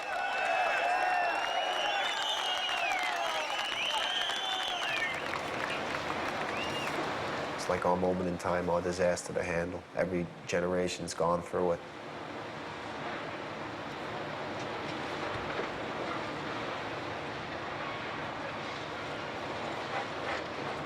Some struggle more than others.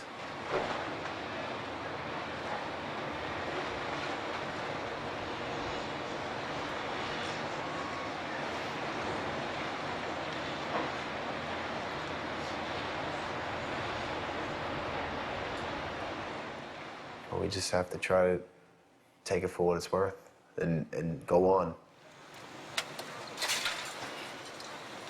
As you see, little by little, life is starting to go on.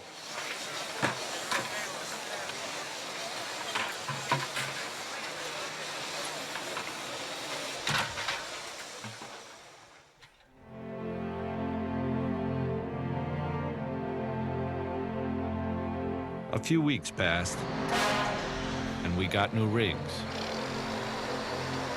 Well, used rigs, to replace Engine 7 and Ladder 1. They're still buried in there somewhere, under the pile. Eventually, we started going on runs again. Feels good, though. Playing pranks again, and trying our best to love the job again. But things will never be the way they were.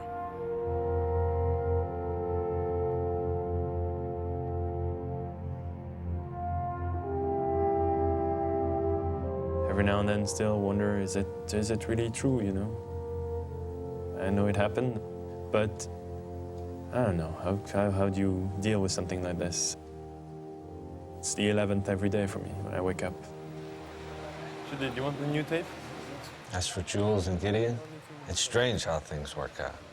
In the beginning, they came to me and they said, let's make a documentary about a boy becoming a man during his 9-month probationary period. Turns out Tony became a man in about 9 hours, trying to help out on 9/11. You know how you can tell that? He's not bragging about it. It said to Phil. We were the only ones on the ticket. It said to Phil 1075. Do I feel like it's given me more of a sense of self-worth? Yes. Has it made me a man? No. What's a man? You know, I'll still watch cartoons and do my stupid things. I'm just a person who tries to do good, just like every other person in the fire department. For the fire department, now it's about rebuilding. Somehow. At our firehouse, we've already got new probies to break in. You get one chance to make a first impression. 2 guys fresh out of the academy. It's strange to think they'll never know what it was like to be a New York City fireman before September 11th.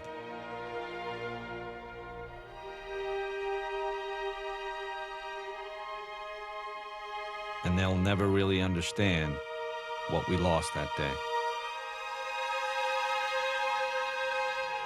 All we can do is tell them the stories and show them the tape.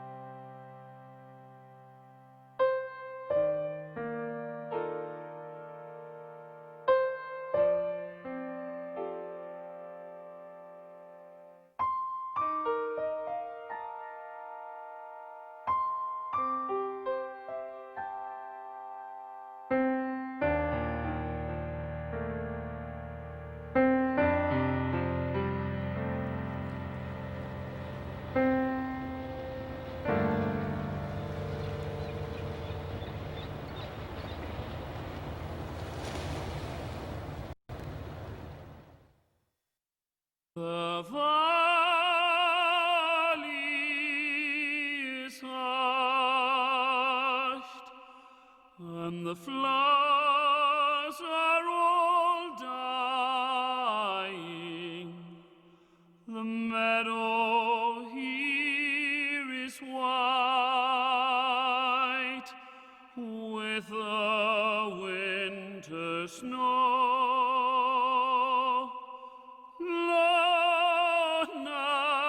I stand in the place where Danny's lying. I say a silent prayer. Somehow I know he hears me there. So soft I thread above him, so now he sleeps in peace. He hears Danny's voice no more. Oh, Danny boy, the pipes are calling from glen to glen and down the mountainside. The summer's gone and all the flowers are dying. 'Tis you, must go and I must bide. But come you back when summer's in the meadow, or when the valley's hushed and white with snow. 'Tis I'll be here in sunshine or in shadow. Oh, Danny boy, I love you so. And when you come, and all the flowers are dying, and I am dead, as dead I well may be, you'll come and find the place where I am lying, and kneel and say an Ave there for me, and I will hear the soft you thread above me, and on my grave sweeter be. For you will bend and tell me that you love me, and I shall sleep